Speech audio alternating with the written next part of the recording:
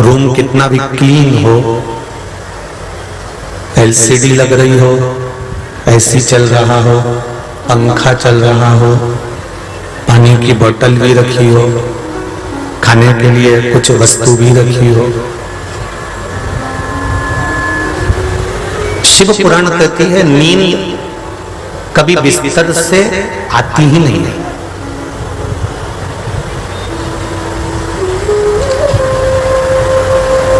नींद को लाने के लिए बिस्तर की जरूरत नहीं पड़ती, पलंग या गादी की जरूरत नहीं पड़ती। नींद को लाने के लिए केवल सुकून की जरूरत पड़ती है।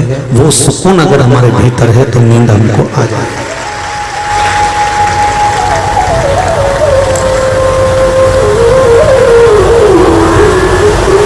अगर मन में सुकून ही नहीं है,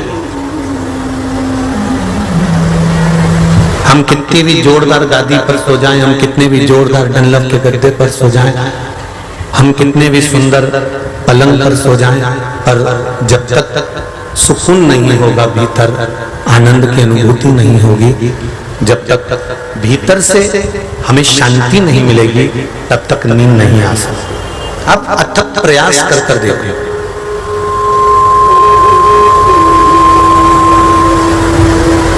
आपके घर में भी गद्दा सुंदर लगा हुआ है, इतनी मोटी मोटी गादियां बिछी हुई हैं, चद्दर लगी हुई है, बेडशीट लगी हुई है, खूब जोरदार एसी भी लगा हुआ है, पंखा भी लगा हुआ है, सब कुछ है।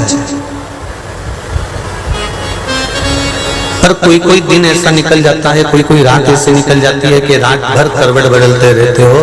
2 बज गई, 3 बज गई, 3:30 बज गई, 4 बज गई। अब हो सकता है झपकी लग जाए, ब्रह्म मुहूर्त सुबह सुबह का समय हो गया। सोचते सोचते सोचते सोचते कब सुबह की 6 बज जाती है।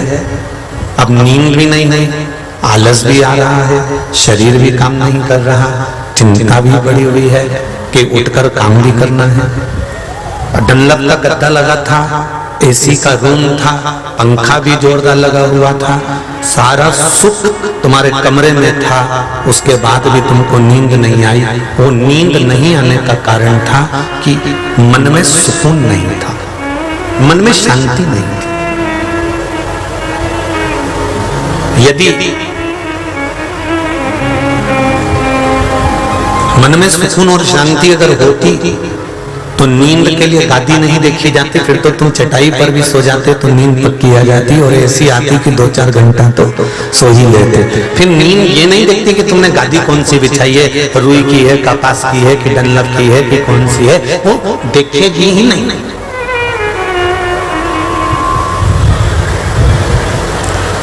धन का बिस्तर मिल जाए पर नींद को तरसे नैन, और कांटों पर भी सोकर आए किसी के मन को चैन।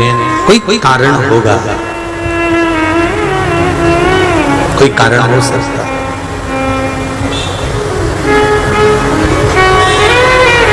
सांप भी डस ले तो मिल जाए किसी को जीवन दान, और एक चींटी के कांटे से मिट जाए नाम और निशान। कोई कारण होगा, कुछ कारण हो सकता है। शिव महापुराण की कथा कहती है ये कारण कौन सा है। हमने तो आपको पहले भी कहा कि रात को नींद नहीं आए ना, रात्रि भर अगर आपको नींद नहीं आ रही और आपने प्रैक्टिकल कर लिया, प्रयास कर लिया, जो नींद की गोली खाने वाले हैं उनको भी कहते हैं कि नींद की गोली खाना छोड़ दो, तब तक ये नींद की गोली खाते रहोगे, अपना किडनी लीवर डैमेज करते रहोगे। बोलो सही है कि गलत है?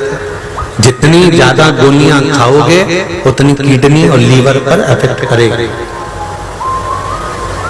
जितनी ज्यादा दवाइयां खाएंगे उतना किडनी और लीवर खराब होते चले जाएगा, शरीर बेकार होते चले जाएगा।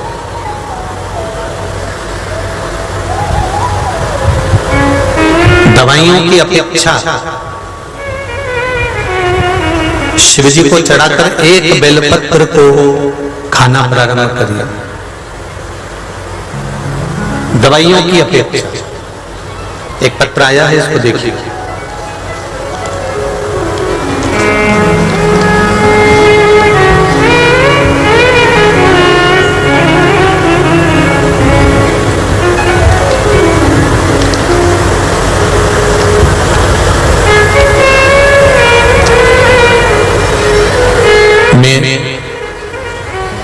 स्वाति सुशील कुमार जी करार कहीं बैठी हूँ तो दोनों हाथ हिलाइएगा। आप ही हैं, दोनों हाथ हिला दो एक बार। हर हर हाथ हिला दो दोनों। हर हर महादेव।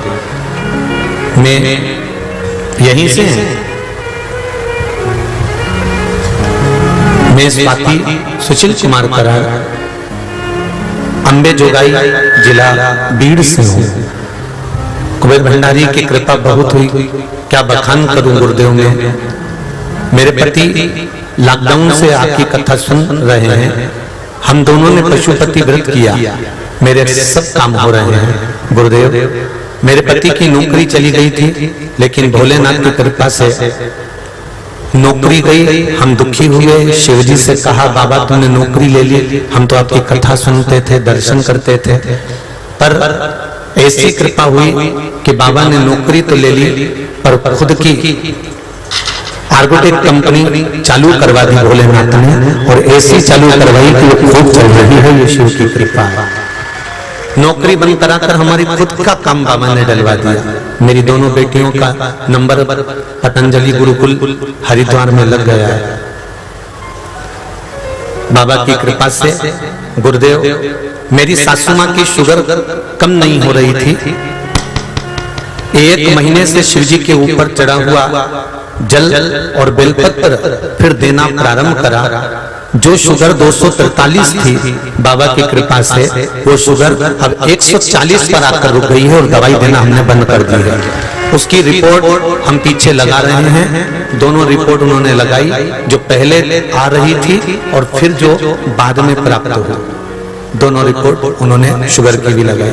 बैठिए। श्री शिवाय नमस्ते। शिव कृपा।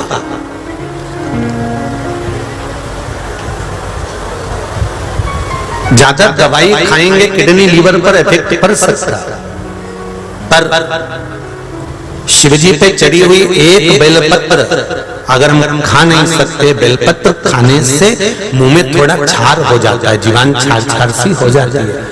तो किसी किसी को लगता है कि ना जाने क्या हो गया, छाला पड़ गया, कि जीवान मेरी छार छार हो गई। तो उनसे निवेदन है, शिवजी पे चढ़ी हुई बेलपत्र उठाकर ले आओ, सुखाकर उसका चूरा बना लो। चूरा बनाकर सुबह के टाइम पर एक चुटकी भी अगर तुमने खा ली तो तुम्हारा शुगर और बीपी तो लेवल पर चलता रहेगा, तुम्हें टेंशन लेने की जरूरत नहीं है। गोलियां खाने की जरूरत है, धीरे धीरे धीरे धीरे डॉक्टर बंद कर देगा। और केवल हम यही नहीं बोल रहे, आप जितनी जगह हम कथा कर कर बाबा के कृपा से आए हैं, जितनी जगह कथा करी है, सब जगह जाकर आप कथा में जाकर पूछना। और यहाँ पर भी ना जाने कितने लोग अपने अपने दिल की बात लेकर आए हैं। उनकी सबको तो हम माइक नहीं दे सकते, सबको बोलने के लिए मौका नहीं दे सकते, सबके लिए हम इतने पत्रों को रोज रोज पढ़ भी नहीं सकते। जो समझ में आया थोड़ा बहुत पढ़ लिया, बोल लिया। पर आप दिल से अगर शिव को रिझा रहे हो, आप दिल से भगवान शंकर को मना रहे हो, तो वो दिल से देता जाए।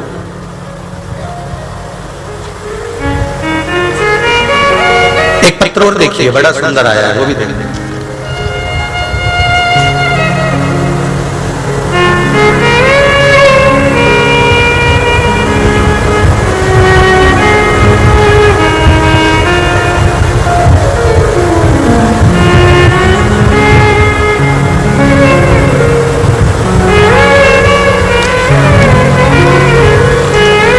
प्रकाश जी सोनी मेरे पति का नाम है। मेरा नाम संगीता सोनी, परभणी से आया है। कहीं बैठी हो तो हाथ हिलाइएगा। आप ही हैं, दोनों हाथ हिला दो एक बार। श्री शिवाय नमस्ते।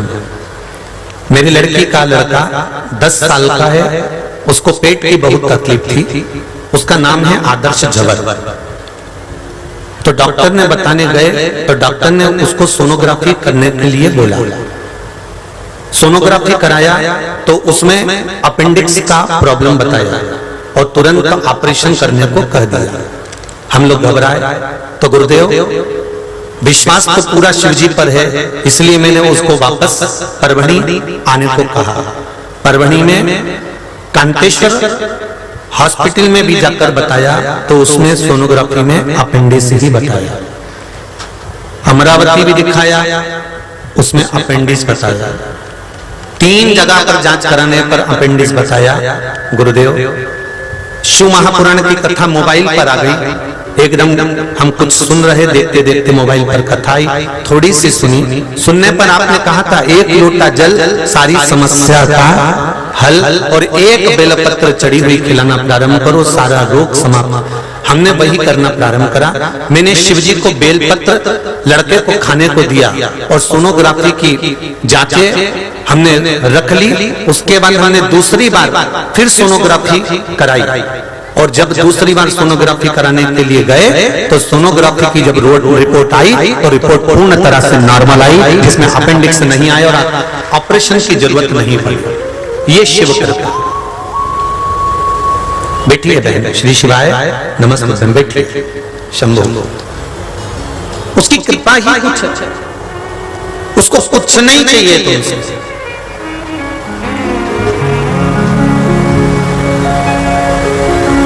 मेरे भोलेनाथ जी को तुमसे कुछ भी नहीं चाहिए। ये मत सोचना कि तुम जाओगे तो तुम्हें बहुत कुछ देना पड़ेगा।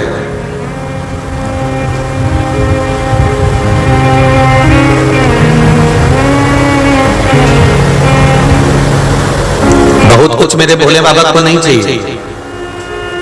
कभी मेरा शंकर, कभी मेरा शंभू, कभी मेरा उघड़दानी, कभी मेरा भोलेनाथ, कभी मेरा त्रिकालदर्शी, कैलाशी, अविनाशी, मेरा शिव कभी नहीं कहता कि मुझे करोड़ों का तुम धन दे दो।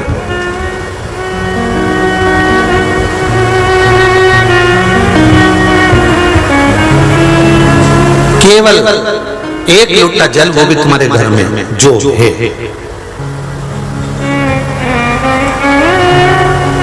हम ताजी मोटर चालू करें फिर पानी भरें गुरुजी। हम हापसी से ताजा पानी निकाल लें फिर चढ़ाएं गुरुजी। हम मटके का पानी नहीं लेकर जाएं, हम ताजे पानी का इंतजार करें गुरुजी। अग्नि, पानी, हवा, भूमि ये कभी बासी नहीं होते, ये कभी बासी नहीं होते।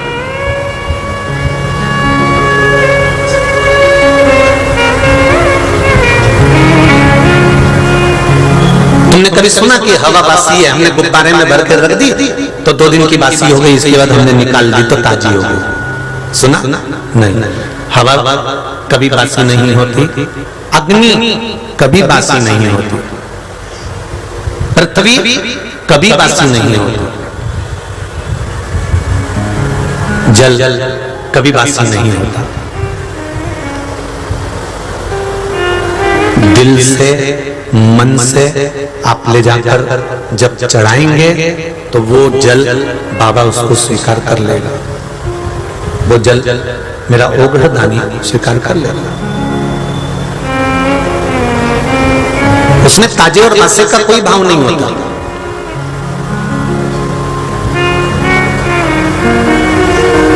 जो परिंदा होता है ना, हंडा, किस किस के घर में हंडा है? हंडा, हंडे का मतलब समझ लेना जरा अच्छे से। आज के जमाने में लोगों ने वो आरओ लगा रखा है तो हंडा हटा दिया है। कई लोगों ने उसकी जगह पे बाल्टी रख दी, टंकी रख दी, टंकी का ढक्कन लग जाएगा, या उसने कुछ और रख दिया। पर शिव महापुराण की कथा कहती है हंडे का मतलब होता है जिसमें नीचे से फैलता हुआ ऊपर आकर मुंह हो। हंडा तांबे का, स्टील का, पीतल का, मट्टी का हंडा होता है।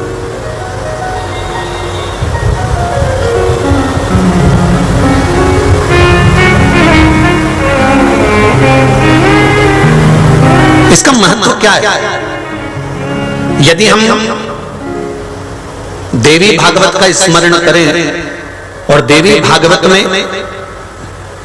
लक्ष्मी जी की कथा का स्मरण करें या विष्णु पुराण का स्मरण करें या फिर गर्ग संहिता का स्मरण करें, और यदि अगर थोड़ा सा स्मरण करना हो तो पद्म पुराण का भी कर सकते हैं, जिसमें नारायण भगवान ने माता लक्ष्मी को वर प्रदान कर रखा।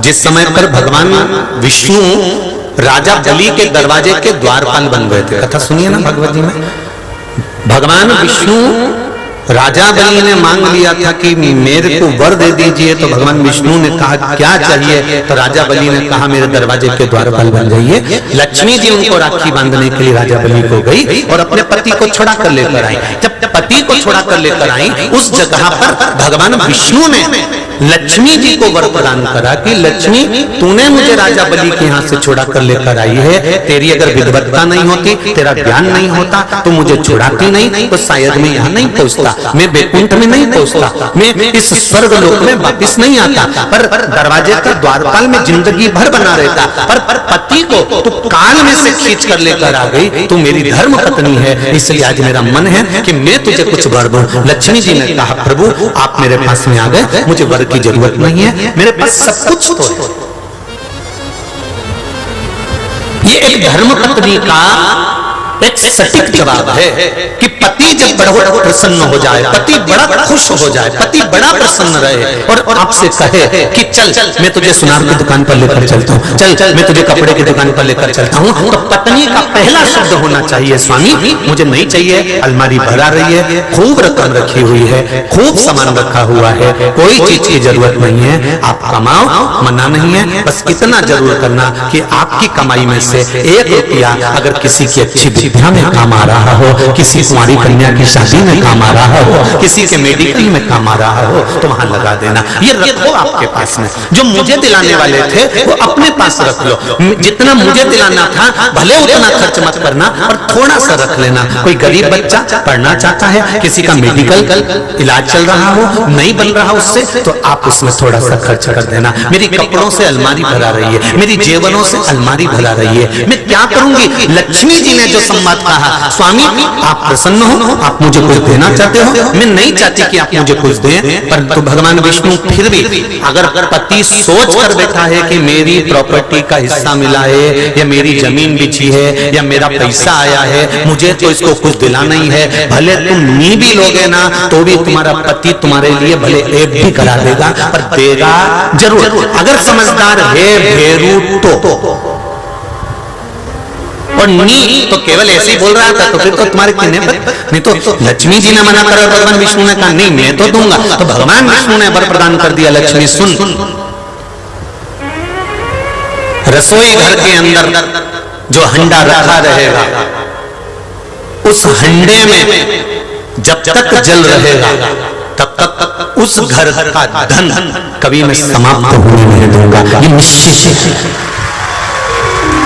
अब आ जाओ हमारी पूजन पद्धति थी, हमारे कर्म कांड, जहां विद्वान ब्राह्मण जब पूजन कराते हैं, मकान का मुहूर्त हो, दुकान का मुहूर्त हो, अच्छा काम हो, जैसा भी कर्म ब्राह्मण कराते हैं, उस कर्म को, कर्म कांड को जब हमारे विद्वान ब्राह्मण कराते हैं तो सबसे पहले एक हंडा भरकर रखते हैं, एक कलश भरकर रखते हैं। वो कलश भी नीचे से ऐसा होकर ऊपर से फैला, फिर उसका मुंह छोटा। वो कलश क्यों रखते हैं? उसका कारण है कि हमें भगवान विष्णु को, लक्ष्मी को, ब्रह्मदेव को, ब्रह्माणी को, 33 कोटि देवताओं को कहीं ढूंढने जाना पड़ेगा नहीं। इस कलश को अगर रख दिया तो सारे देवता इसके अंदर विराजमान हो जाएंगे, फिर हमें कहीं नहीं, फिर हमें कहीं ढूंढने नहीं।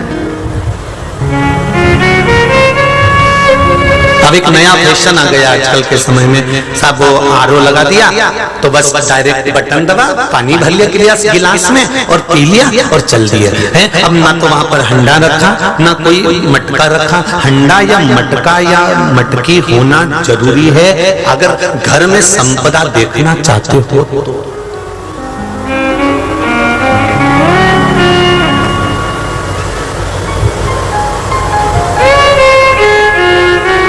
रखना चाहिए। तांबे का रखो, तुम्हारा मन पड़े स्टील का रखो, तुम्हारा मन पड़े पीतल का रखो, तुम्हारा मन पड़े मिट्टी का रखो, तुम्हारी जैसी मन की मर्जी हो वैसा रखो। और तुम्हारे पास में ज्यादा धन हो तो चांदी का रख लो, तुम्हारी मर्जी। और ज्यादा भगवान कृपा कर दे तो सोने का धर लो, हमें कोई दिक्कत नहीं, कोई तकलीफ। ये तो तुम्हारे मन की बात है। हम कह भी दें कि भाई तुम इसका रखो तो तुम्हारा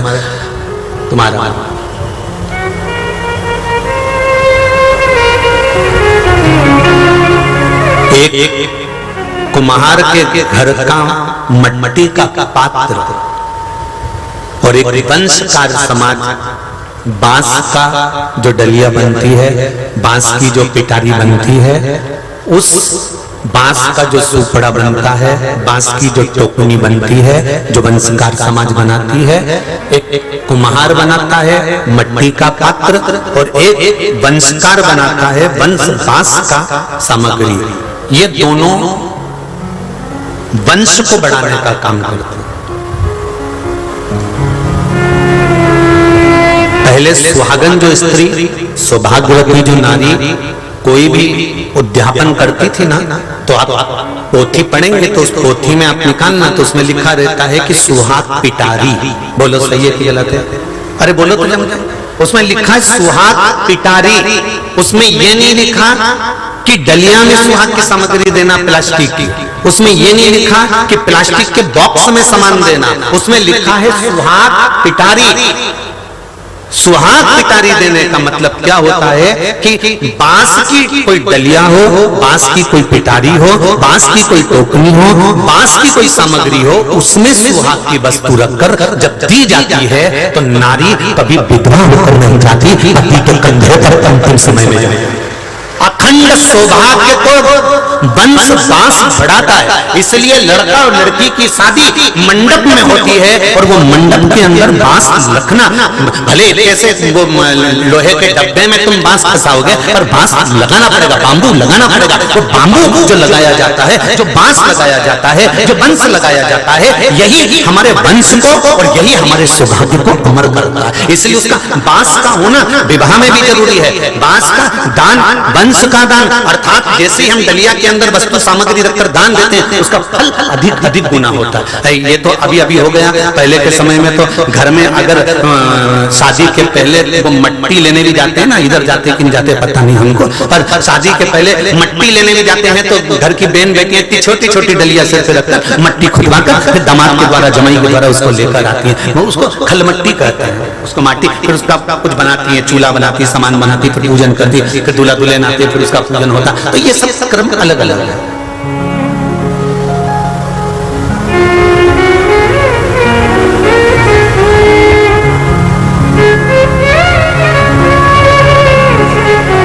प्लास्टिक की डलिया 2 रुपए में भी मिल जाएगी, प्लास्टिक की डलिया 3 रुपए में भी मिल जाएगी, प्लास्टिक की डलिया हल्की से हल्की ले लो 5 रुपए में मिल जाएगी। बांस की थोड़ी महंगी मिलेगी, पर सुहाग तो रहेगा ना। सुहाग को भी तो देखो, सस्ते में क्यों तोल देना सौभाग्य की वस्तु। अब कहते हैं गुरुजी वो बांस की डलिया हम जिसको देंगे वो काम में तो लेगा ही नहीं, वो मर्जी उसकी। तुमने सत्यनारायण भगवान की कथा कराई, पंडित जी ने प्रसाद चढ़ाया, पंडित जी प्रसाद लेके घर गए, तुम ये मन में मत लाओ कि यह कटोरी भरकर चढ़ा दिया, पंडित जी तो पूरा ले जाएंगे, मैंने कपड़े दिए थे, पंडित जी क्या करेंगे, मैंने साड़ी दी थी, पंडित जी क्या करेंगे, मैंने ये सामान दिया था, पंडित जी क्या करेंगे। कभी भगवान के मंदिर में दर्शन करने जाओ, 10 रुपए चढ़ा रहे हो तो ये विचार मत लेकर आना कि इतना दान चढ़ता होगा तो महाराज क्या करते होंगे, पंडित जी क्या करते होंगे, इतना डोनेशन आता होगा तो क्या करते होंगे। तुम्हारा काम देने का है, जो ले रहा है उस परमात्मा को हिसाब उसको देना है। तुम्हारा देने का काम दिया और पीछे तुम्हारा काम देने का है, उसका काम देने। अब पंडित जी साड़ी ले जाके वो किसको दे रहे हैं, उनकी धर्मपत्नी पहन रही कि नहीं पहन रही, वो प्रसाद को खा रहा है कि नहीं खा रहा है, इसके मतलब हमें नहीं लेना। हमें तो जैसे एक साधारण भाषा में समझ लो कि तुम एकदम बड़े परेशान हो गए, बहुत भूखे थे, 4 दिन हो गए, 6 दिन हो गए, 6 दिन से कुछ नहीं मिला, तो तुमने किसी से कहा भैया भोजन दे दो, तो उसने कहा भैया ये गेहूं रखा है, एक काम करो इतना सा गेहूं ले जाओ, ये खेत में बो लेना, और बोने के बाद खेत में जितना गेहूं आए वो गेहूं निकाल के बाद में पिसवा लेना, पिसवाने के बाद फिर तुम रोटी बना लेना, फिर खा लेना। ऐसा करोगे क्या?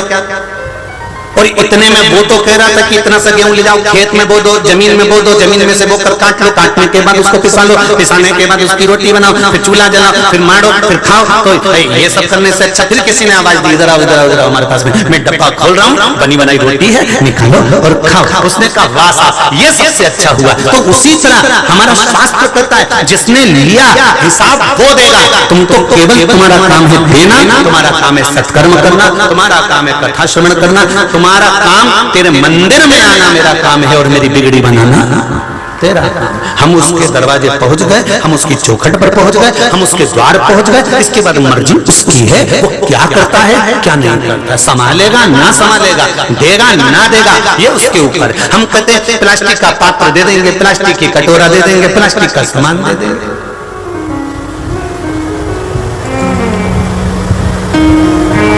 सारे त्योहार, सनातन धर्म के जितने त्योहार हैं, सारे त्योहारों को लोगों ने बिगाड़ दिया अपनी शान और शोहरत में। संक्रांति का त्योहार आता है, तेरुंडा बांटना रहता है, और 12-13 चीज जो संक्रांति पे माताएं बांटती हैं। पहले का नियम था कि सुहाग की सामग्री बांटना चाहिए थी, आज के जमाने में नहाने का डब्बा बांट देते।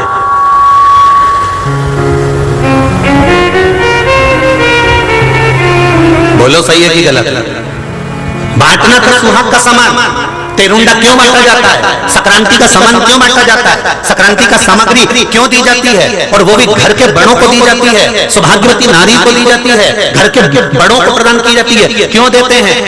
क्योंकि माता लक्ष्मी ने स्वयं संक्रांति का पद प्राप्त कर अखंड सौभाग्य प्राप्त करा था। माता पार्वती ने अखंड सौभाग्यता प्राप्त करी थी, अनसुईया ने सौभाग्यता प्राप्त करी थी। ये प्लास्टिक के नहाने के डब्बे देकर नहीं।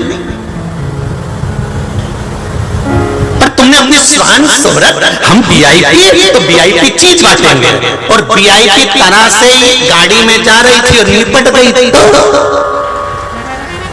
भगवान ने भी कह दिया, मैंने वीआईपी तरह से ले लिया। जा हम अपनी शोहरत दिखाने के चक्कर में त्योहारों को बिगाड़ते जाते हैं। हमने सारे त्योहारों को केवल पैसे से तोल दिया, सारे त्योहारों को। बहन बेटी आए, भाभी जितना दे, बहन बेटी को उससे ज्यादा लाना पड़ता है। बेचारी नहीं लाएगी तो भाभी का मुंह भगोना हो जाएगा। तो बेचारी गरीब से गरीब बहन भी घर से चलती है रक्षाबंधन पर, 30 त्योहार पर, तो बेचारी ज्यादा से ज्यादा सामान लेकर जाती है कि भाभी का मुंह बंद रहे। नहीं तो हम तो आ जाएंगे, उसके मम्मी से कहेगी कि आई थी जीजी, भतीजों को कुछ नहीं देके गई। तो बेचारी की औकात नहीं थी, शान नहीं थी, तो भी दिया। हमने लेन देन पर सारे त्योहारों को लाकर छोड़ दिया।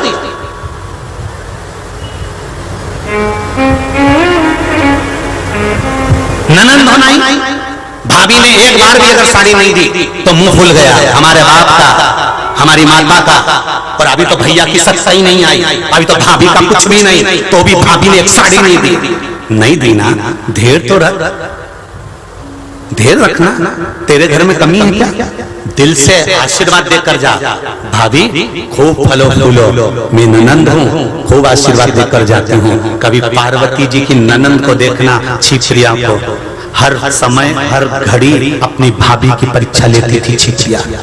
शंकर भगवान की बहन छिपरिया अपनी भाभी की हमेशा परीक्षा लेती थी, और हर परीक्षा लेने के बाद अपनी भाभी को गले लगाकर आशीर्वाद देती थी, भाभी तेरी जैसी भाभी दुनिया में कोई नहीं होगी।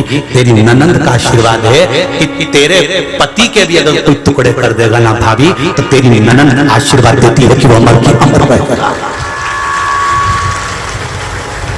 एक साड़ी नहीं मिली तो तुम रूठ गए, एक सामान नहीं मिला तो रूठ गए। जरा सा तुम्हारा किसी ने नाम नहीं, ये केवल इसमें नहीं, समाज में भी ऐसा होता है। एक व्यक्ति का नाम नहीं लो तो वो आए नहीं, हमारा नाम ही नहीं लिया, हम क्या जाए? उसने हमको तो पूछा ही नहीं, हम क्यों जाए? नहीं, जाना चाहिए, पहुंचना चाहिए। समाज का कार्यक्रम हो या किसी तरह का धर्म का कार्यक्रम हो या सत्कर्म का कार्यक्रम हो, वहां पर जाकर खड़े हो जाओ। भले कोई पुकारे ना पुकारे, पर वो देख रहा है जिसके लिए तुम गए हो, वो संभालेगा। एक न एक दिन तुम्हारी विपदा के समय में आकर बाहर निकाल उसके पास। हमारे त्योहारों को हमें धन से नहीं तोलना। सनातन धर्म के सारे त्योहारों को लोग धन से तोलना प्रारंभ कर दिया।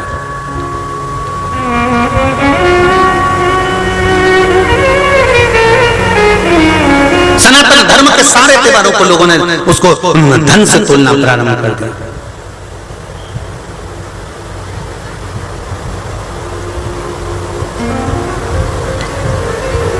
पूरी विस्मयता में हम लोग पड़े हुए। हमारे शास्त्र, हमारे पुराण, हमारे वेद कहते हैं आपका दिया गया एक बांस की पिटारी कितना वंश बढ़ाती है और कितना सौभाग्य बढ़ाती है, आपको नहीं मालूम पड़ पाएगा। आप सब फैशन में जी रहे। सब केशरी।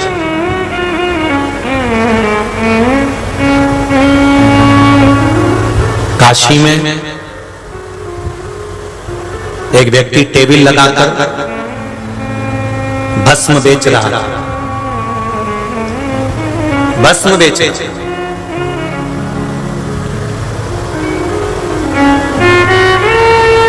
एक अंग्रेज वहां से निकला, उस अंग्रेज ने भस्म के उस टेबल के पास जाकर भस्म की उस दुकान पर जाकर पूछा कितने का है? उसने कहा 20 रुपए का, ओनली 20 रुपीज।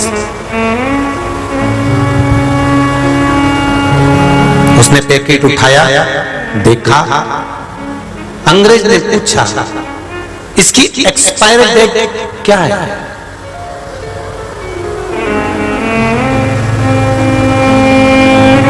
दवाई की एक्सपायर डेट होती है, भस्म की एक्सपायर डेट होती है।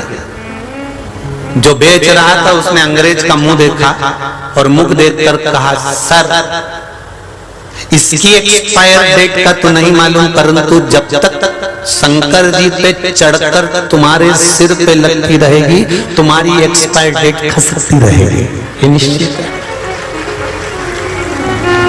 इसकी एक्सपायर डेट का नहीं मालूम, पर भस्म का तिलक लगाने वाला, शिव को भस्म चढ़ाने वाला, उस भस्म को मस्तक पर धारण करने वाले की क्या एक्सपायर डेट होती है ये नहीं मालूम पड़ता। वो एक्सपायर डेट खसकती चली जाती है, निकलती चली जाती है। हम इसका नहीं,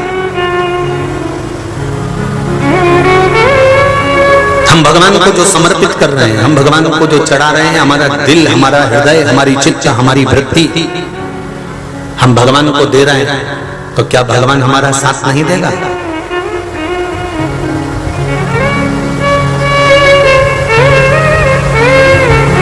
संत नामदेव जी की एक शिष्या थी जनाबाई।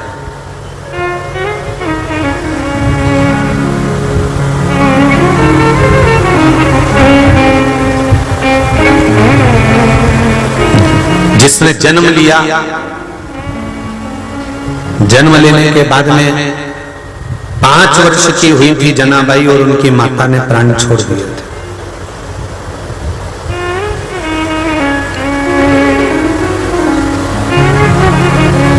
जनाबाई के पिता दमाजी उनको ले गए और ले जाकर पंढरपुर में दामा शेट्टी जी के यहाँ, नामदेव जी के घर पर, उनके पिताजी के पास में दामा शेट्टी जी के यहाँ उस जनाबाई को छोड़ दिया। दामा शेट्टी जी ने कहा कि तुम्हारी पुत्री है, तुम्हारी बेटी है, इतनी छोटी सी लड़की को, इतनी छोटी सी कन्या को तुम मेरे घर में छोड़कर जा रहे हो, ये बच्ची कैसे रहेगी? दामा शेट्टी जी ने जैसे ही कहा तो उस समय पर दामा जी ने कहा, महाराज, दामा जी कहे, महाराज थोड़ा समझो, मेरी बेटी को मैं आपके पास रखकर जा रहा हूं, इसको सेवा में लगाकर जा रहा हूं।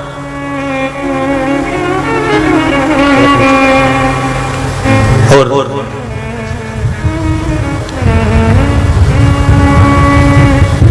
आप इसको रखिए। मैं 4 दिन के लिए पंढरपुर आया था और 4 दिन के पंढरपुर में मैं मेरी बेटी को दर्शन कराने लेकर आया था। मेरी पत्नी नहीं, मेरी पत्नी चली गई है। इसको पालेगा कौन, इसका ध्यान रखेगा कौन?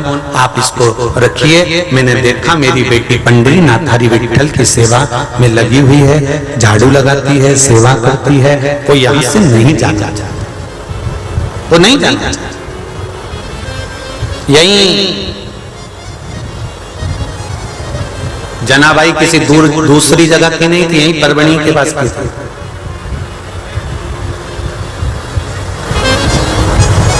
तुम्हारी पड़ोसन गंगा खेड़ा परवणी के पास।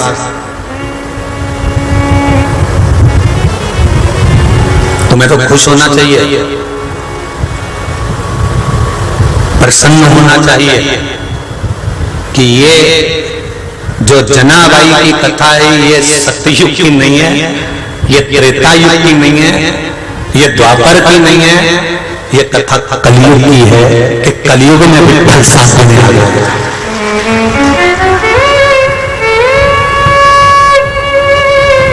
विचार करो, कई लोग कहते हैं सियोर वाला महाराज तो इतनी बड़ी बड़ी बात कर देता है तो क्या भगवान आएगा? क्यों रे बाबा, वो जनाबाई चक्की पीसती थी, गेहूं अनाज डालकर पीसती थी, और जब भजन गाने में लग जाती थी और हाथ रुक जाता था तो वो पांडुरंगा नहीं आता था, विठ्ठल आता था कि नहीं आता था? जनाबाई तो भजन में लीन और वो विठ्ठल चक्की चला रहा और जनाबाई भजन गा रही और इतनी मस्ती में पांव पसार कर बैठी है जनाबाई, पांव लंबा कर कर, और भगवान उसके सामने पांव के पास मेरा विठ्ठल बैठा है। वो पांव लंबा कर कर चक्की चला रही है और विठ्ठल उसके पांव के पास बैठा हुआ। और लोग भगवान आता है, भरोसा पूरा रखना, विश्वास टिकने मत देना, डिगने मत देना। विश्वास अगर डिग गया तो भगवान कभी नहीं आता। कैंसर जैसी भी बीमारी है ना, लीवर और किडनी भी डैमेज हो गई है, ब्रेन ट्यूमर भी हो गया। एक पत्र आया है, कल के पत्र में होगा कि लड़के का ब्रेन खराब हो गया, कहीं माँ बैठी होगी, पत्र ढूंढूंगा, समय लगेगा, जिसने भेजा था वो अगर बैठी हो तो खड़ी हो सकती है। लड़के का ब्रेन पूरा पूरा खराब हो गया, हैदराबाद में ले जाकर भर्ती करा। अगर वो बैठी हो तो थोड़ा सा स्मरण उस पत्र का, ढूंढेंगे पत्र तो टाइम लगेगा। डॉक्टर ने कह दिया ये ब्रेन काम नहीं करेगा, ब्रेन बेकार हो गया। 12 वर्ष तक, और पत्र होगा यहाँ नीचे, आप लोग अगर ढूंढेंगे तो पत्र में नीचे आप ढूंढना, सिंहासन के नीचे पढ़ के ढूंढ के कल मेरे हाथ में देना। 12 वर्ष तक लड़का हॉस्पिटल में से लाकर घर पर पड़ा रहा, ना माइंड काम कर रहा था ना शरीर काम कर रहा था, और बेलपत्री और शिवजी पर चढ़ा हुआ रुद्राक्ष का जल देना प्रारंभ करा, और वो लड़का पलंग पर से उठ गया और अपना काम करना प्रारंभ कर दिया। ये पत्र बोल रहा है, पत्र कर। विश्वास है ना, विश्वास को डिगने मत दो। शंकर के मंदिर जा रहे हो, एक लोटा जल चढ़ा रहे हो, एक बेलपत्री समर्पित कर रहे हो, एक चावल का दाना तुम शिव को चढ़ा रहे हो, शंकर भगवान की आराधना अर्चना दिल से कर रहे हो, और उस बीच में तुम्हारे भीतर कोई कपट नहीं, कोई छल नहीं, कोई दिखावा नहीं, कोई दिखावा नहीं।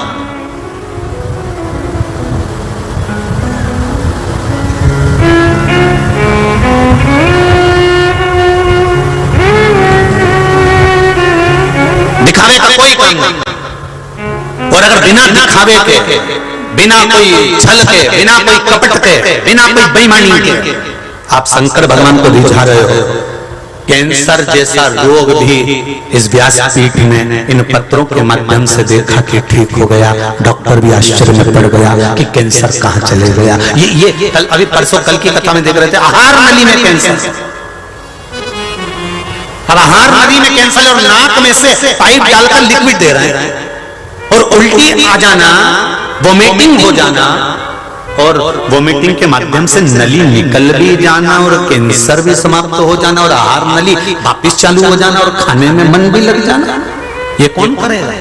ना जाने कितने कीमो करवाना पड़ते, ना जाने कितनी थेरेपी करवाना पड़ती, ना जाने कितनी औषधियां खाना पड़ती, तब जाकर ये शरीर का थोड़ा सा रोग समाप्त हो पाता कि नहीं हो पाता, वो भी नहीं मालूम था। पर विश्वास, भरोसा, दृढ़ता जब जागृत हो गई, तब एक पत्र आया, देखिए उस पत्र को, भरोसे का पत्र देखिए।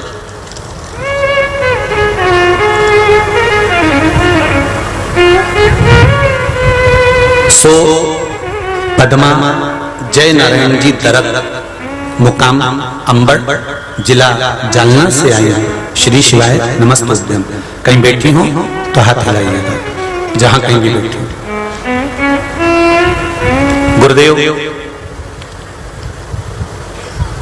श्री शिवाय नमस्तुभ्यम। हाथ हिला दो एक बार। हर हर महादेव। 2022 से कथा सुन रही हूँ गुरुदेव। मुझे बाबा ने क्या नहीं दिया ये मैं शब्दों में वर्णन नहीं कर पा रही हूँ। मेरे बेटे के ऊपर बहुत कर्जा हो गया था, नजदीक लगभग कितना लिखा है, 1 करोड़ 2 करोड़ 1 करोड़ का कर्जा हो गया था। 2 बार आपने पार्थिव शिवलिंग का निर्माण करवाया गुरुदेव।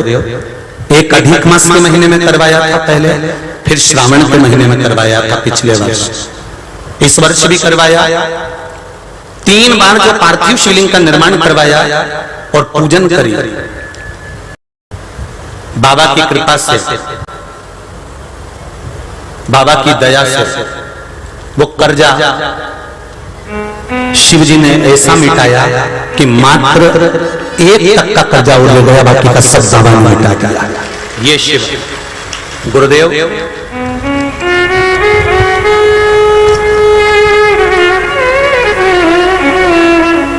मेरी बहू इसी परली वेदनाथ की है।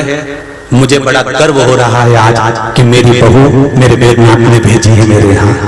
मुझे उस चीज का गर्व है कि परली वेदनाथ की बेटी मेरे यहाँ बहू बनकर आई। आज मुझे गौरव महसूस हो रहा है। बहुत बहुत धन्यवाद दीदी आपको। इस चीज का गौरव आपको हमेशा होना चाहिए कि किसी जिस स्थान पर शिव की ज्योति विराजमान है उस स्थान की बेटी आपके घर में विराजमान है। स्वयं शंकर की बेटी आपके यहाँ पर है। बड़े भाग्यशाली है मेरी बहू भी गुरुदेव। तीसरी बात यह है गुरुदेव, घर में मेरा भाई कहीं बाहर चला गया था, 1 महीने तक नहीं मिला। तब किसी के कहने पर हमने पशुपति व्रत प्रारंभ किया और शिव जी की कृपा से मेरे भाई को तुरंत वो आ गया। शिव जी को धन्यवाद देने के लिए मैं आई हूँ कि आपकी कृपा से मेरा सब काम हो रहा है। बैठिए बहन। हर हर महादेव। ये शिव कृपा। एक पत्र और है, वो भी देखिए।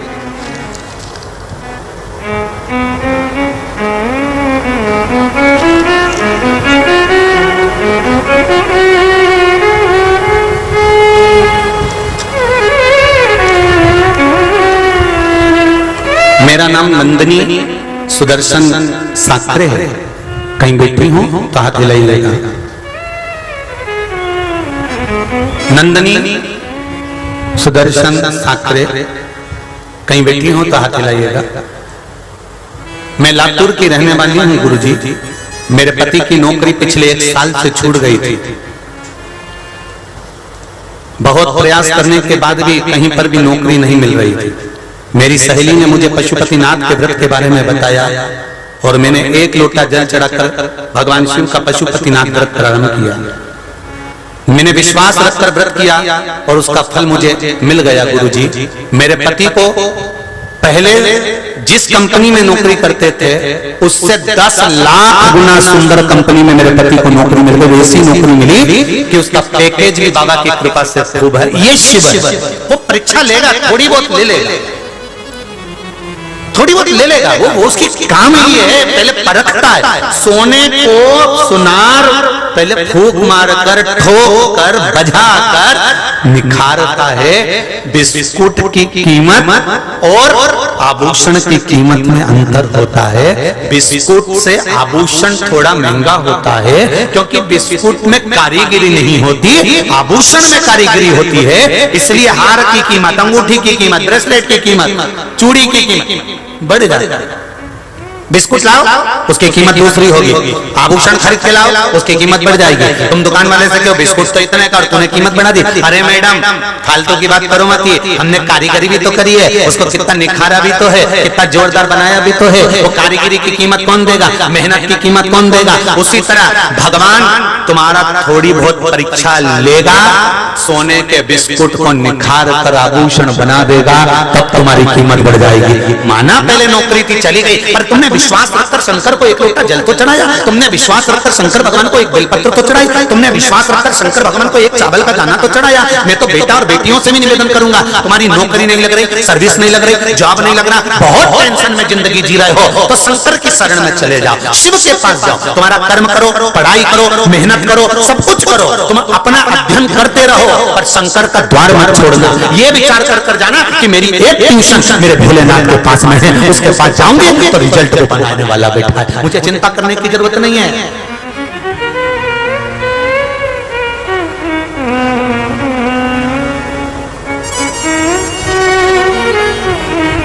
मुझे टेंशन लेने की जरूरत नहीं है। जो शिव के द्वार पर जा रहा है, शंकर के मंदिर जा रहा है, शंकर का अनुमोदन कर रहा है, शिव की अर्चना कर रहा है, शंकर का गुणगान कर रहा है, और जितने लोग ये शिव महापुराण की कथा को चाहे आस्था चैनल पर सुन रहे हो, चाहे फेसबुक पर सुन रहे हो, चाहे परली बैजनाथ की धरा पर सुन रहे हो, ध्यान लगाकर सुनना। जो दिल से तुमने शिव जी को लगा लिया हृदय से, और ये दिल, ये मन, ये चित्त, ये वृत्ति अगर आपकी शिव से लग गई है तो चिंता मत करना। शंकर एक बार अगर दिल लगा लेता है तो मेरा शिव फिर कहीं तुमको छोड़ता नहीं, मेरा शिव को छोड़ता, मेरे शंकर ने।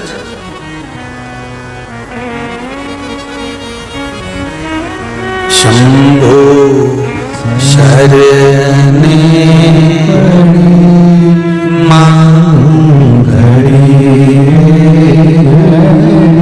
दुख दया करी अब दिल लगाइए उस,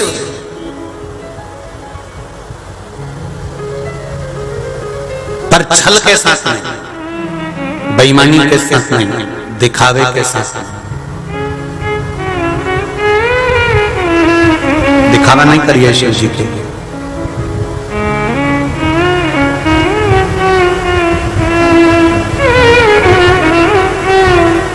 मन दिल हृदय चित्त लगाया, जनाबाई पांव लंबा कर कर बैठी और विट्ठल उनकी चक्की को चला रहा। झाड़ू लगा रही थी, मेरे विट्ठलनाथ ने आकर कह दिया, ओ जना, जना झाड़ू मुझे दे।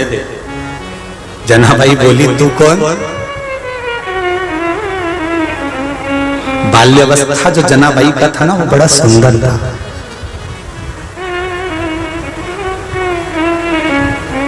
जनाबाई का अगर कहीं फोटो मिल जाए तो देखना, दुनिया भर की विश्व सुंदरियां फीकी रहेगी जनाबाई के आगे, इतनी सुंदर थी जनाबाई। छोटी सी 5 वर्ष की लड़की को जब जनाबाई को पिता ने नामदेव जी के यहाँ छोड़ा था, दमाशेट्टी जी के यहाँ छोड़ा था, एक दर्जी के घर में छोड़ा था,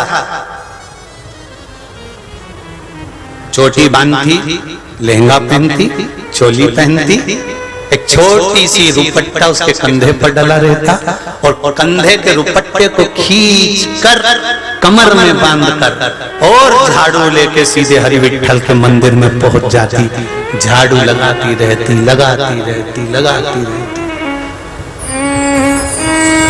जब मंदिर में कोई नहीं रहता तो मेरा हरि विट्ठल बाहर निकल कर आ जाता, और विट्ठल बाहर आकर बोलता, ओ जना,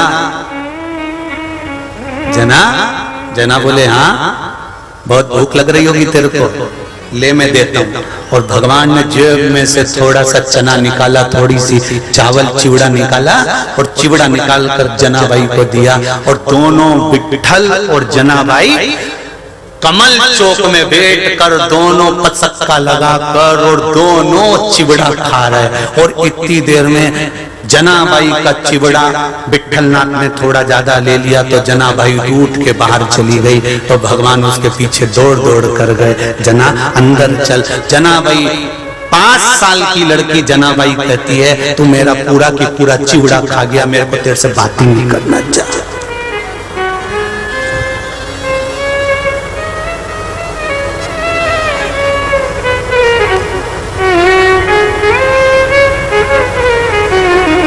जनाबाई ने कहा सोगन खा, आगे से कभी मेरा चिवड़ा तो नहीं खाएगा। तो इतने में पंडरीनाथ बोले कि किसकी कसम खाऊं तू बता। जनाबाई बोली नामदेव की खा जा। तेरा गुरु है, तेरा गुरु, और तू उसकी कसम खिलवा रही है। ए जना, अपने गुरु की कसम खिलवा रही है। जनाबाई आंख में आंसू भरकर बोलती है कसम इसलिए तो खिलवा रही हूं कि मेरे गुरु के कभी प्राण जाएंगे ही नहीं, मेरा गुरु मेरे सामने रहेगा, इसलिए कसम खिलवा रही गुरु की कसम।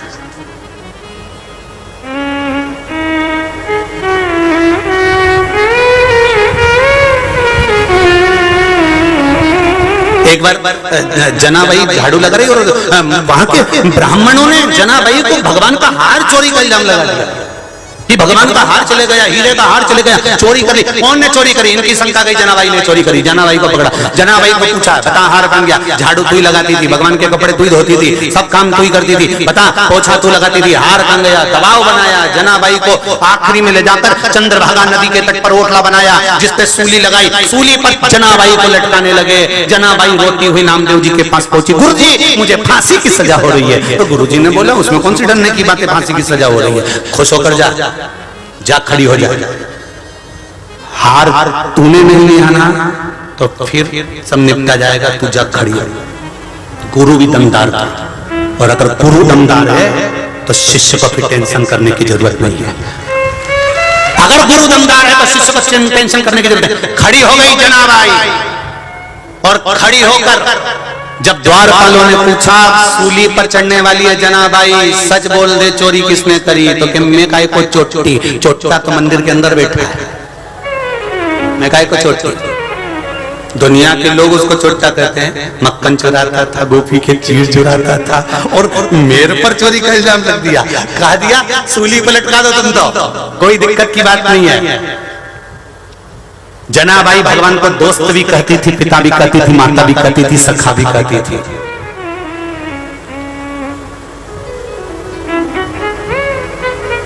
इत्र और मित्र जनाबाई कहती है ये दोनों बड़े काम के होते हैं। इत्र बदबू को दबा देता है और मित्र दोस्त की गलतियों को दबा देता है। अब इत्र तो जाने दो, मित्रता आज दिखेगी। तुम चढ़ाओ सूली पर, नामदेव जी अंदर बैठे अपने कक्ष में, विठ्ठल विठ्ठल, और जनाबाई चंद्रभागा नदी के तट पर चंद्रभागा नदी की धार को देखकर कहती है वाह वाह चंद्रभागे, क्या पुण्य करा होगा तूने जो हरि विठ्ठल के चरणों में बह रही है। और सूली लाई गले पे लगाई, जैसे ही गले पे लगाकर खींचने वाले थे, इतनी देर में तो मेरे विठ्ठलनाथ का दरवाजा खुला, एक किरण सामने से निकली, और वो किरण निकलते से जो सूली थी वो पिघल कर नीचे गिर गई। जनाबाई छूटकर मंदिर के अंदर गई, और जाते से पूरे नगर में सूचना हो गई ये साधारण नहीं है रे, साधारण नहीं है। जनाबाई जब बड़ी हो गई, नामदेव जी के घर के सामने रहने लगी। बहुत चर्चा, पूरे विश्व में चर्चा हो गई, अरे नामदेव की चेली बड़ी गजब, बड़ी गजब, भजन में इतनी लीन रहती है, इतनी लीन रहती है जिसका वर्णन नहीं। हर जगह एक ही चर्चा, नामदेव जी की शिष्या, नामदेव जी की शिष्या। कबीरदास को मालूम पड़ गया काशी में, कबीरदास जी को मालूम पड़ा तो कबीरदास जी ने सोचा ऐसा शिष्या तो मैंने कभी जिंदगी में नहीं देखी, इतना नाम, इतना नाम। अच्छा जिसका नाम होता है उससे मिलने की तमन्ना भी होती है, वह जाके देखे तो सभी पगला कैसा। ध्यान में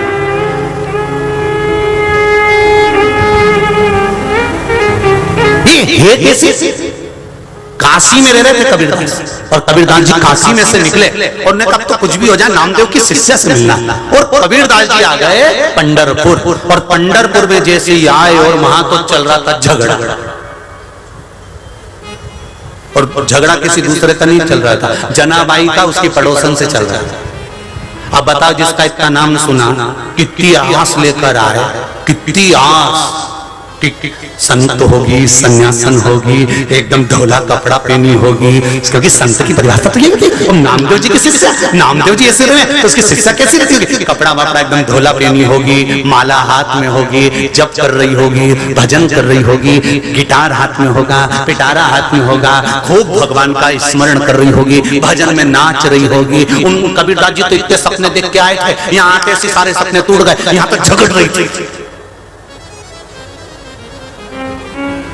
यहाँ तो जनाबाई झगड़ रही है, पड़ोसन से लड़ रही है। कबीरदास जी के दिल के अरमान आंसुओं में बह गए, कबीरदास जी के सारे अरमान पानी में बह गए। मैंने तो सोचा था इतनी विद्वान होगी, पर ये तो झगड़ा कर रही है, और ऐसी झगड़ा। कबीरदास जी खड़े हो गए। कबीरदास जी ने मन में सोचा कि झगड़ा किस चीज का कर रही, जरा जानू तो सही। और कबीरदास जी खड़े हुए, और खड़े होकर कबीरदास जी ने देखा खूब जोरदार लड़ाई हो रही है, खूब जोरदार, अच्छी देसी देसी हो रही है, खूब जोरदार। वो इसको खींचे, वो उसको खींचे। और कबीरदास जी ने देखा लड़ाई जोरदार हो रही थी। थोड़ी देर बाद लड़ाई थोड़ी सी ठंडी हुई। ठंडी होते ऐसे कबीरदास जी ने पूछा, ए जीजी इधर, ए जीजी इधर, हाँ हाँ ताई इधर इधर इधर इधर, हाँ क्या नाम है तुम्हारा? जनाबाई। कबीरदास जी मन में सोचे, संत का नेचर ऐसा होता है। क्यों लड़ रही थी उससे? उसने मेरा कंडा ले लिया, उसने मेरी गोबरी ले ली। कंडा, वो गाय के गोबर का कंडा, उसके पीछे लड़ रही है, और क्या?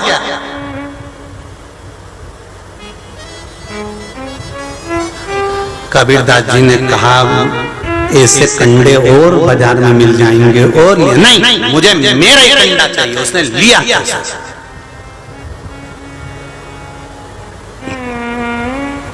कबीरदास जी ने सोचा, नामदेव जी का स्वभाव कितना मीठा है, और ये जनाबाई तो आग बबूला है, कैसी भयंकर भिनक रही है, कितना भयंकर क्रोध कर रही है। कबीरदास जी देखते रहे। थोड़ी देर बाद राजा के सैनिक निकल कर आ रहे। राजा के सैनिकों ने देखा कि झगड़ा हो रहा, दोनों को पकड़ कर ले गए राजा के सामने। महाराज झगड़ा हो रहा, किस बात का झगड़ा? इसने जनाबाई कह रही है कि इसने कंडे चुरा लिए इसके। क्यों जना? सही है। जना कहे, हाँ मेरे कंडे इसने ले लिए। लाओ जरा कंडे इकट्ठे करो। कबीरदास जी भी पीछे पीछे चले गए। राजा के महल में जरा देखें तो सारी कंडे का केला पड़ा। जाकर देखा तो कंडे इकट्ठे कर दिए। सारे कंडे एक जैसे थे, जनाबाई के भी और पड़ोसन के भी। पूछा राजा ने, तुम कैसे पहचानोगे कि तुम्हारे कंडे कौन से हैं? जनाबाई ने कहा, जब मैं कंडा बनाती थी तो ये खप ऐसा मारती थी, तभी मैं कहती थी बिट्ठल। कंडे पे थप लगाते से कह देती थी बिट्ठल। तो इससे क्या होता? राजा ने पूछा। कबीरदास जी भी खड़े थे, उन्होंने भी राजा से कह दिया, ये सब थप मारने से क्या होता? तो जनाबाई बोल दी, सील लगाई है कंडे पे, मेरी वेराइटी का, अपनी कंपनी का। ईंट बनाते कि नहीं लोग? ईंट देखिए, मकान में जो ईंट काम आती है, ईंट में भी नाम लिखा रहता है। कहीं का एम लिखा रहता है, ML लिखा रहता है, कहीं BP लिखा रहता है, कहीं KK लिखा रहता है। ईंट के ऊपर भी सील लगी होती है कि ये ईंट इस कंपनी की है। तो जनाबाई भी कंपनी थी, जब कंडा बनाती थी एक थप मार के बिट्ठल कर देती थी, सील लग गई, ये बिट्ठल का है। तो इतने में राजा ने पूछा, तुम कैसे पहचानोगे कि तुम्हारा कंडा कौन सा? इस पर सब पे हाथ लगे हुए हैं, इसके भी पड़ोसन के भी हाथ लगे हुए हैं। जनाबाई कहने लगी, मैंने कंडे पर बिट्ठल कहा था, तो बिट्ठल इस कंडे में से आवाज आना चाहिए, वही कंडा मेरा है। कबीरदास की आंख में जल भर गया। गजब गजब। कबीरदास जी कहते हैं, हम पशु के मुख से राम खिलवाते हैं, हम पक्षी के मुख से राम खिलवाते हैं। कबीरदास जी कहते हैं, हम जिंदा के मुख से राम खिलवाते हैं। पर गजब की बात करती है जनाबाई कि गोबर का कंडा जो निष्क्रिय है, उसके मुख से बिट्ठल खिलवाएगी। अब तो बड़े आश्चर्य की बात है। राजा ने कहा, उठाओ कंडा। कंडा उठाया राजा ने, और जनाबाई से कहा, लेकर आओ। राजा के पास जनाबाई कंडा लेके गई, तो कबीरदास जी भी पीछे पीछे चले। राजा ने कंडा उठाया, कान पर लगाया, बिट्ठल नहीं बोला, पटक दिया। दूसरा लाए, कान से लगाया, बिट्ठल नहीं बोला, पटक दिया। कान से लगाया, बिट्ठल नहीं बोला, पटक दिया। कबीरदास जी ने राजा से कहा, प्रैक्टिकल मैं भी करूं, थोड़ा बहुत साथ दे दो। कर ले। उनने एक कंडा उठाया, जो कान से लगाया तो आवाज आ गई, बिट्ठल। जो कंडे में से आवाज आई बिट्ठल, विट्ठल आवाज आते ऐसे ही कबीरदास जी ने राजा से कहा महाराज जैसे इसमें आ रही है, मोबाइल चालू हो गया, इतनी देर से देख चालू है, पकड़ो। राजा ने जो कंडा उठाया कान से लगाया, विट्ठल की आवाज सुनी, कंडा अलग रखा, फिर सुना विट्ठल की आवाज, कंडा अलग रखा, जिसमें आवाज नहीं आई वो इधर, जिसमें आवाज आई इधर। राजा उठा, कंडे जनाबाई को दिया, राजा ने जनाबाई के चरण पकड़ लिए। लोग कहते थे कि तू नामदेव की शिष्या है, पर नामदेव की शिष्या नहीं, तू मेरी गुरु है। चरण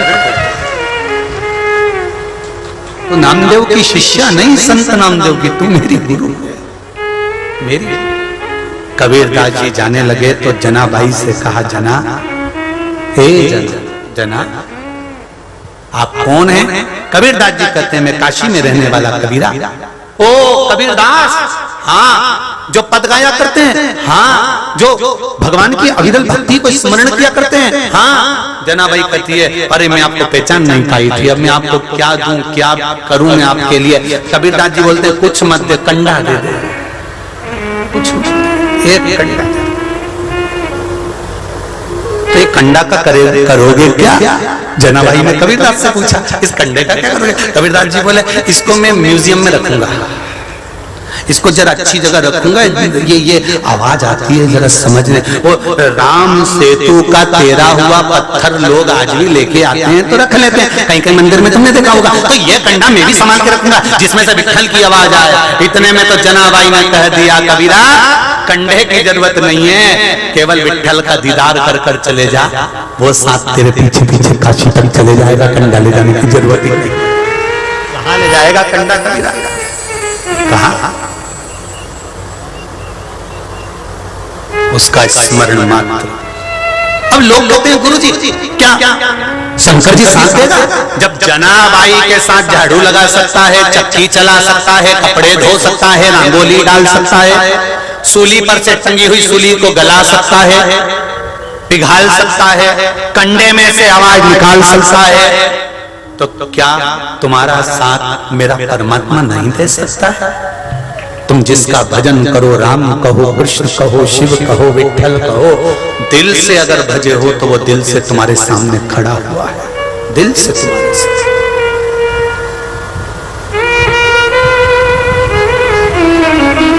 आप उसका भजन करो तो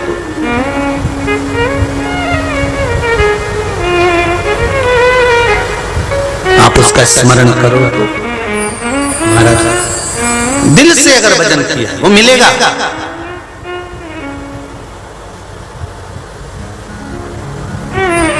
आएगा, मिलेगा। और जब वो आएगा तो जीवन का सारा सुख, सारी खुशियां सब दे दे। एक लोटा जल, एक बेलपत्र, शिव के मंदिर में जाना, प्रणाम करना, नौकरी के लिए, सर्विस के लिए, जिस चीज के लिए काम कर रहे हो कर्म करो, मेहनत करो, मेहनत के साथ में शंकर भगवान का स्मरण करो, वो फल देगा जरूर, ये निश्चित है।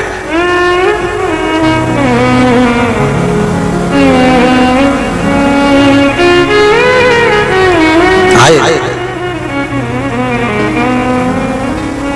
मेरे भोले तेरी नौकरी सबसे बढ़िया है, मेरे बाबा तेरी नौकरी सबसे बढ़िया मेरी किस्मत का जब गुल खिला तब जाकर के ये दर मिला, मेरी किस्मत का जब गुल खिला तब जाकर के ये दर मिला। मिल गई मुझको चौखट तेरी,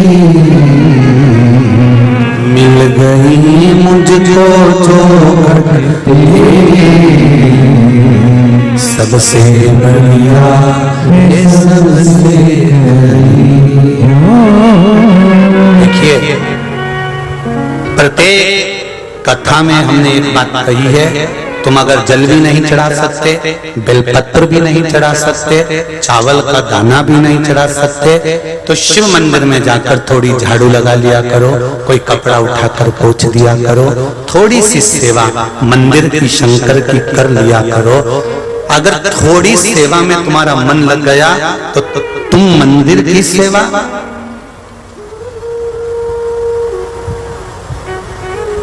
भगवान कहते हैं तू कथा संभाल ले, भगवान कहते हैं तू मंदिर संभाल ले, भगवान कहते हैं तू भजन संभाल ले, तेरा घर संभालने की जवाबदारी मेरी है। कि मेरी जो नौकरानी, जो सेविका, जो झाड़ू वाली, जो नौकरानी, जो सेविका तुम्हारे घर में झाड़ू लगाती है, बर्तन मांजती है, बर्तन मांजते मांजते, झाड़ू पोछा करते करते उसको 20 साल हो गए। कितने साल? 20 साल हो गए। उसकी लड़की की शादी आ गई, जो घर में सेठानी है उसकी शादी में हेल्प करेगी कि नहीं करेगी? जरा ईमानदारी से करेगी ना। तुम मंदिर जाकर सेवा करते रहो, थोड़ी सेवा करते रहो, तो तुम मंदिर संभालो, तुम उसकी सेवा संभालो, तुम्हारा घर वो संभालेगा। ये उसकी जगह,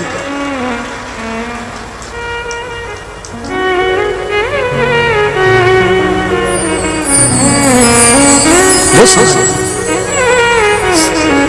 सबसे बढ़िया है, सबसे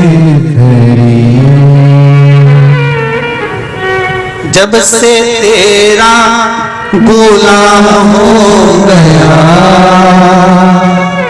तब से मेरा भी नाम हो गया। आप भी बोलो, जब से तेरा गुलाम हो गया, तब से मेरा भी नाम हो गया। वरना औकात क्या थी मेरी,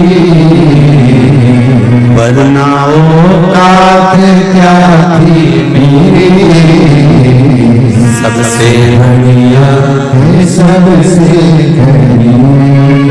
भोले बाबा तेरी नौकरी, सबसे बढ़िया है, सबसे उसके चरणों में संभाले,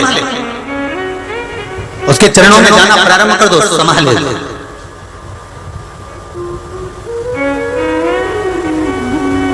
सेठानी कृपा जब करेगी, जब जो सेविका नौकरानी कोई चीज की 20 साल में चोरी नहीं करी हो तो देगी। अगर मालूम हो कि इसने तो पहले से इतना हमारी चेन रख ली, अंगूठी रख ली, ये रख लिया, वो रख लिया, तो कौन सी नौकरानी को उसके बच्चों की शादी में सेठानी कुछ देगी? तो तुम भी मंदिर में जाओ, भगवान के मंदिर में जाओ, तो ऐसी चोटाई नहीं करना कि जल चढ़ाते चढ़ाते मन दूसरी जगह लगा लिया, बेलपत्री चढ़ाते चढ़ाते ये चित्त दूसरी जगह लगा लिया। इसको चोरी कहते हैं कि मन चोरी चला गया, तुम दूसरी जगह चले गए। मन ना लगाइए, आप शिव भक्ति में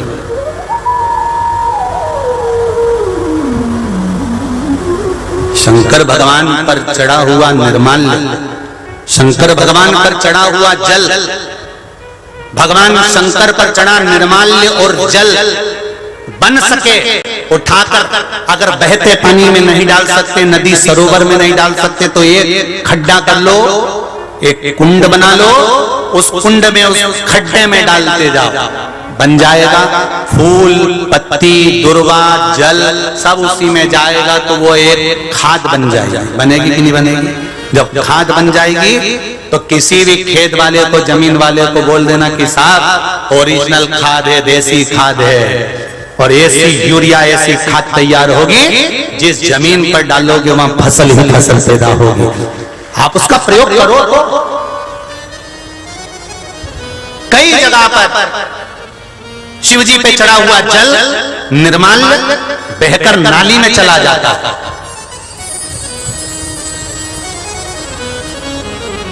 कई जगह पर बहता बहता वो पानी, बहता बहता वो दूध, बहता बहता वो दही, जल, शहद, बेलपत्र, फूल, पत्ती वो नाली के अंदर चली जाती है और वो नाली में फिर गंध आने लगती है। उसकी जगह एक बड़ा कुआं खड्डा कर लो, जेसीबी जिसके अंदर चली जाए और उसमें से खाद निकल कर, ऐसा खड्डा जिसमें ढक्कन हो, बाहर गंध भी नहीं आए, अंदर अंदर खाद बनती रहे। वो खाद फिर साल भर, 2 साल में, 6 महीने में बेच दो, जमीन पर जाएगी। शिव जी का चढ़ा जल, फूल, पत्ती जब खेत में बिखेरा जाएगा खाद के रूप में, तो जो अनाज उत्पन्न होगा वो भी 1000 लाख गुना उत्पन्न होगा, उसका फल भी 1000 लाख गुना। ये हमें ध्यान देना।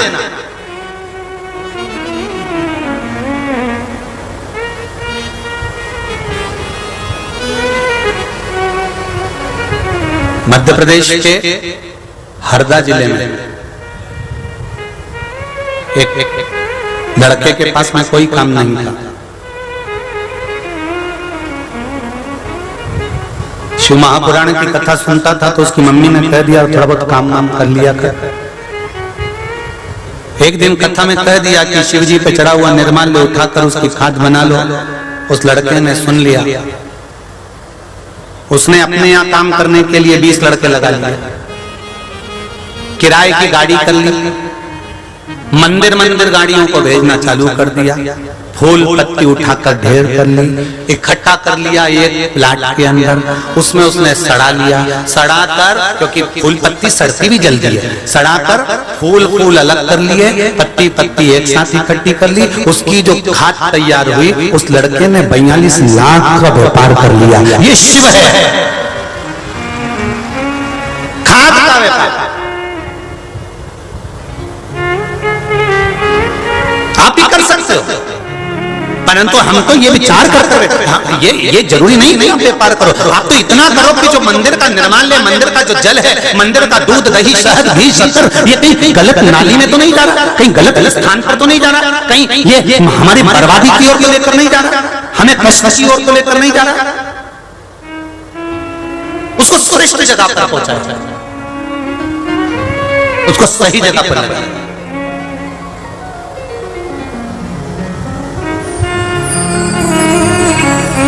जिस कॉलोनी में, जिस सोसाइटी में, जिस जगह पर शिव मंदिर होता है, शंकर मंदिर का जल, पानी, दूध, दही अगर चढ़ा हुआ नाली में जाता है तो उस सोसाइटी, उस मोहल्ला, उस क्षेत्र, उस गांव का विकास होने में बहुत टाइम लगता है। उसको श्रेष्ठता नहीं मिल पाती, विकास का नहीं हो पाता।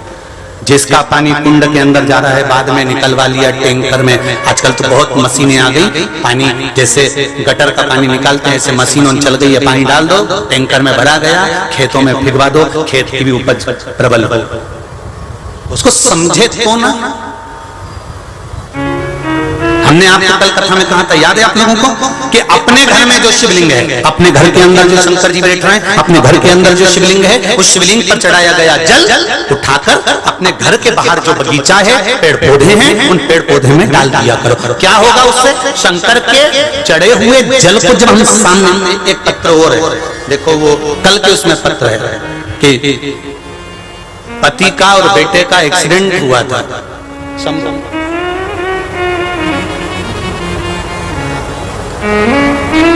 जिसने पत्र लिखा था उसको याद हो तो खड़े हो जाना रे भाई।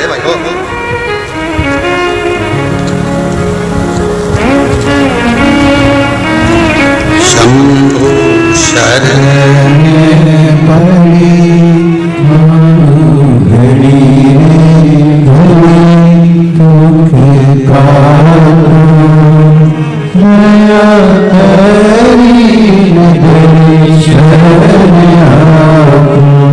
किसी ने पत्र लिखा था कि पति का और बच्चे का एक्सीडेंट हो गया। आप ही ने लिखा था। ठीक ठीक, श्री शिवाय, नमस्ते, धन्यवाद, आप खड़े हुए उसके लिए। तो आपने पत्र में लिखा था दीदी कि एक्सीडेंट हो गया था और उस एक्सीडेंट में भगवान शिव से मैंने कहा कि बाबा आपका चढ़ाया हुआ जल मैं बगीचे में डालती हूँ तो कुछ कृपा करना, मुझे सूचना मिली है कि एक्सीडेंट हुआ है, बचाकर लाने की जवाबदारी आपकी है। पत्र में लिखा था बहन जी ने कि गुरुजी गाड़ी का जो हुआ हो गया, पर पति और बच्चे जो भी जिसका भी एक्सीडेंट हुआ था, बाबा की कृपा से वो सुरक्षित घर पहुंच गए। ये शिव तत्व है, बैठिए, ये शंकर की करुणा, ये शिव तत्व है, ये शंकर की उदाहरण।